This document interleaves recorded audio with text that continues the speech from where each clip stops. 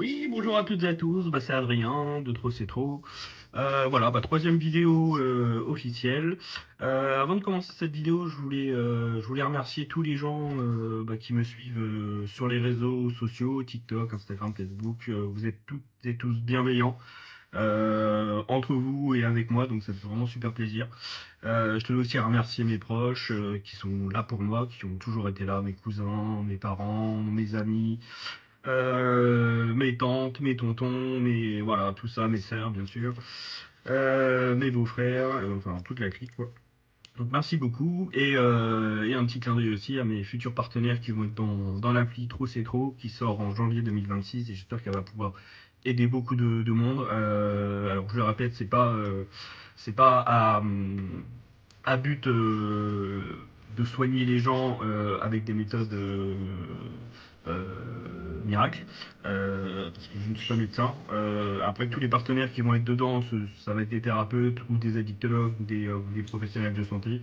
Chacun vont proposer leur méthode ou leur façon d'aider les gens à se sortir de l'addiction, mais aussi à trouver des solutions pour réduire notre consommation d'alcool. Voilà, donc l'application, il y aura un peu tous ces gens-là, ces professionnels qui sont de la santé, des thérapeutes.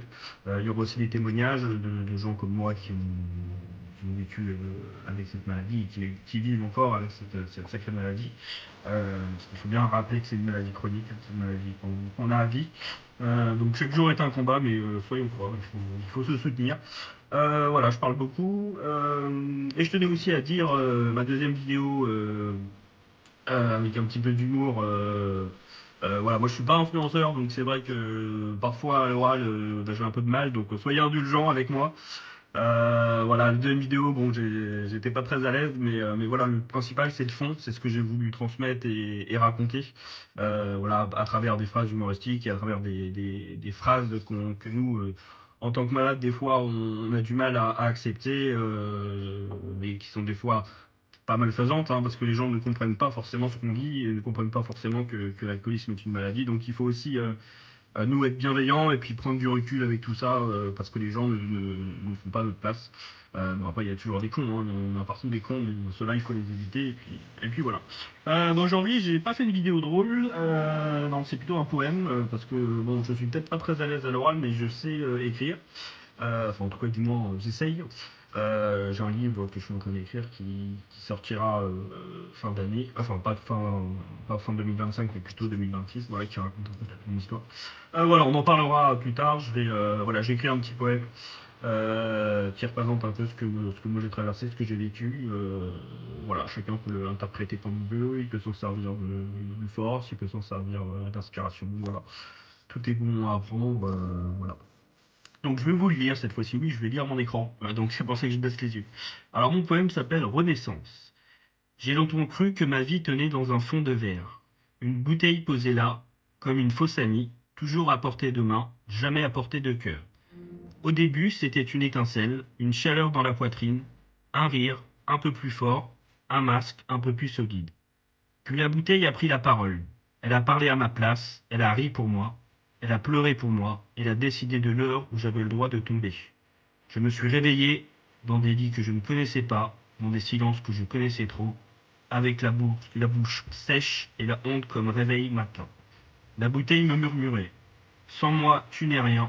Avec moi, tu oublies. Alors j'ai oublié. J'ai oublié mon reflet, j'ai oublié mes rêves, j'ai oublié mon prénom dans la bouche de ceux qui m'aimaient. Un jour pourtant, la bouteille a glissé dans ma main. Pas sur le carrelage, mais dans ma tête. J'ai vu mon visage dans ce verre vide. J'ai vu mes nuits sans fin, mes promesses jamais tenues. Mais demain j'arrête, noyé dans l'hier. Ce jour-là, je n'ai pas crié. Je n'ai pas fait de discours. J'ai juste dit trop, c'est trop. Ce n'était pas un slogan, c'était un ultimatum. À partir de là, la bataille n'a pas été héroïque. Elle a été sale, elle a été lente, elle a été pleine de chutes et de retours en arrière. Et à chaque fois que la bouteille frappait à la porte, j'ai appris à répondre. Ma vie n'est plus à vendre. J'ai laissé les mains trembler, les larmes couler, les souvenirs remonter. J'ai laissé le manque partir, morceau par morceau, comme un orage qui finit par rendre le ciel respirable. Aujourd'hui, la bouteille est toujours là. quelque part dans un rayon, dans un bar, dans une main qui n'est plus la mienne. Mais entre elle et moi, il y a un monde. Il y a les mains claires, les yeux de ceux que j'aime, des projets qui tiennent debout, mon cœur qui bat sans poison et ma tête qui ne fuit plus. Je ne suis pas né de nouveau, je me suis reconstruit, brique après brique, chute après chute, jour après jour. Ce n'est pas la bouteille que j'ai vaincue, c'est le mensonge qu'elle portait. Je ne bois plus pour oublier ma vie, je vis enfin pour ne plus m'oublier. Ça, c'est ma renaissance. Voilà, j'espère que ça vous parle. En tout cas, je l'ai fait avec mon cœur et mes tripes. Passez un bon dimanche, le jour du Seigneur, très important. Et puis, bah, à plus, à la prochaine. N'hésitez pas à commenter. Salut!